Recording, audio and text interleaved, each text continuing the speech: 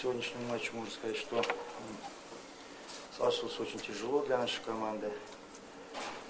Выбыл сначала один защитник, потом второй защитник на 10 минут был удален. Пришлось защитникам корячиться у нас практически. В 5 защитников играли. В общем-то, ребята характер и волю проявили, проигрывали всю игру. С 0-1 отыгрались, и с 1-2 отыгрались.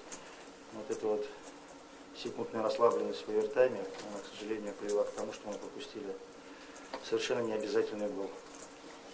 Ну, судьба есть судьба, игра есть игра. Будем готовиться дальше.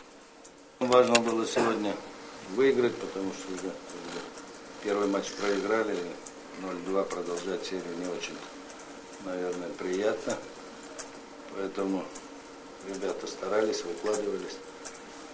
В общем-то, молодцы все.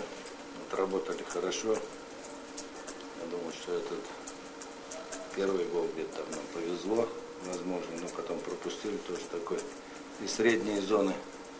Необязательный, наверное, тоже гол, да. Ну а третий гол, это, как говорит, награда за смелость, может, да. Капанин сыграл вперед, вошел, бросил. Все. А вопрос к обоим тренерам. Сыграно 2 матча, получается, серия. Понятно, что много у вас может претензий, но чем вы довольны по итогам 2 матчей? То есть, вот, чем ваша команда, скажем, вас порадовала? Ваша команда вас порадует? Ты первый. Ну давайте гостям. В общем-то, порадовала самоотдача ребят. Обе игры, в общем-то, прошли в том ключе по самоотдаче, в котором они, наверное, и должны проходить.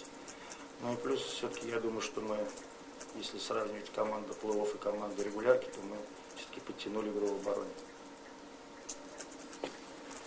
Да, мы довольны самоотдачей ребят, заряженностью, игрой нашего вратаря.